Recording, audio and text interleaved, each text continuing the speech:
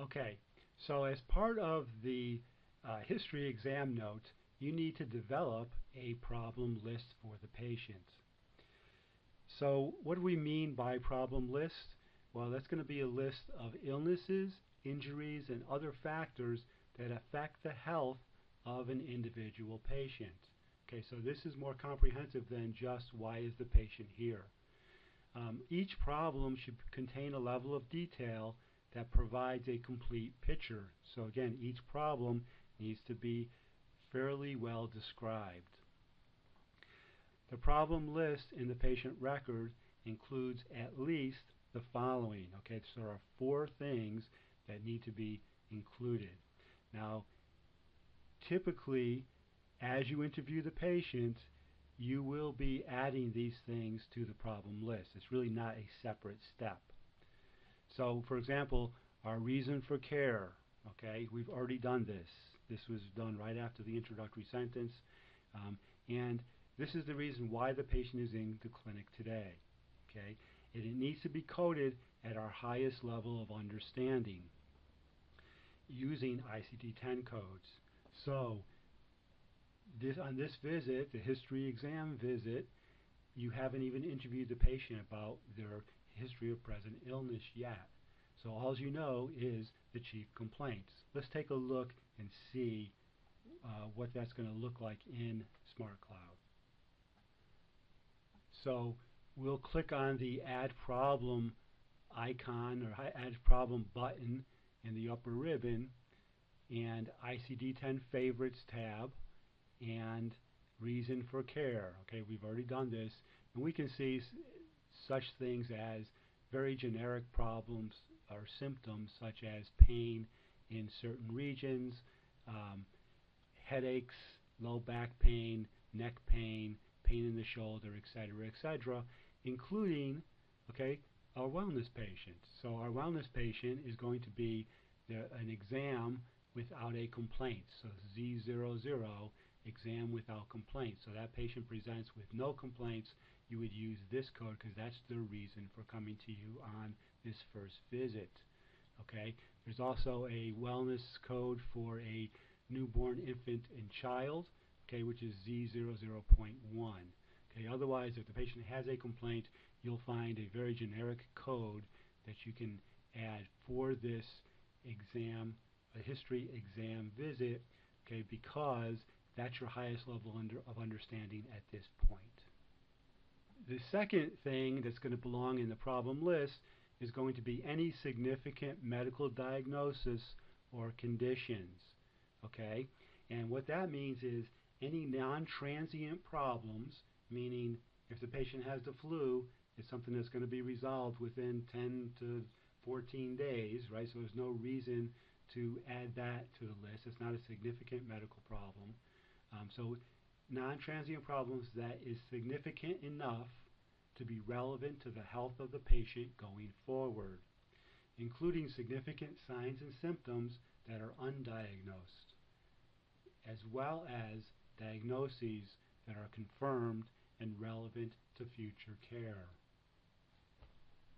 So again, in SmartCloud, when we click on the Add Problem button, ICD-10 Favorites, you're going to see a tab for significant medical problems. Okay? And these are things such as asthma, hypertension, heart disease, diabetes, okay, including even cancers. So if your patient has a history of cancer, the Z85 codes, we put some of the common ones in here, such as prostate, kidney, leukemia. But if it is of another region of the body or of an organ, you can search for Z85 and you'll find every possible region is in here as well. And you know, this favorites list does not include every possible condition, so you may have to actually search for some of these conditions. Also, significant undiagnosed complaints, such as the patient with chest pain. Perhaps if the patient is complaining of a chronic complaint that we may refer them out for.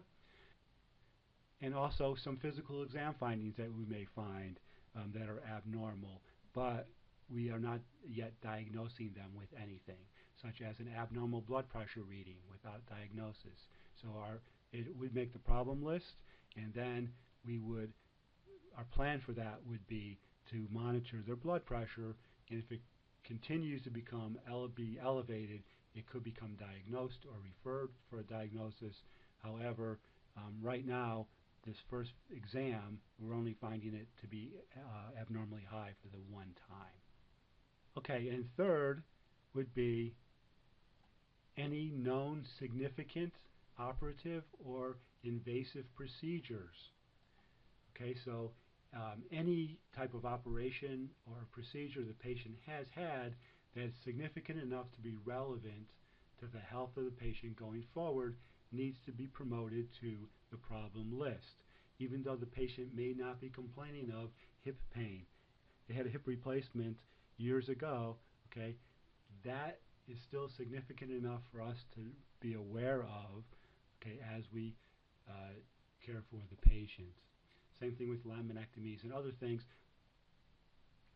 Okay, so you'll see in the ICD-10 favorites tab, there's a operative procedures tab.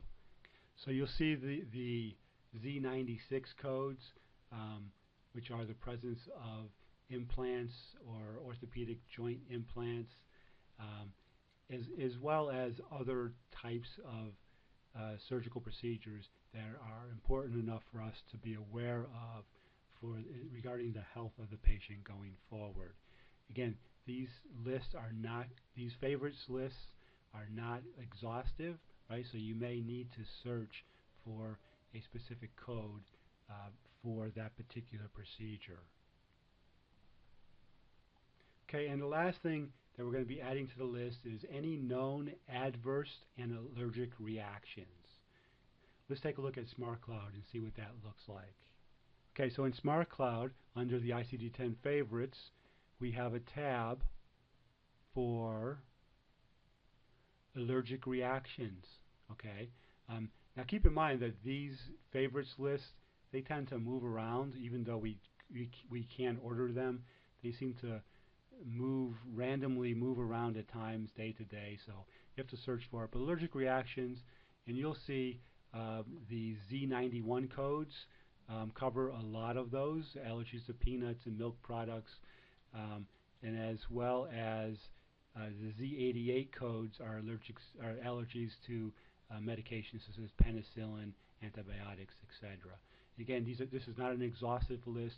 You may have to search for the reaction that your patient may have had.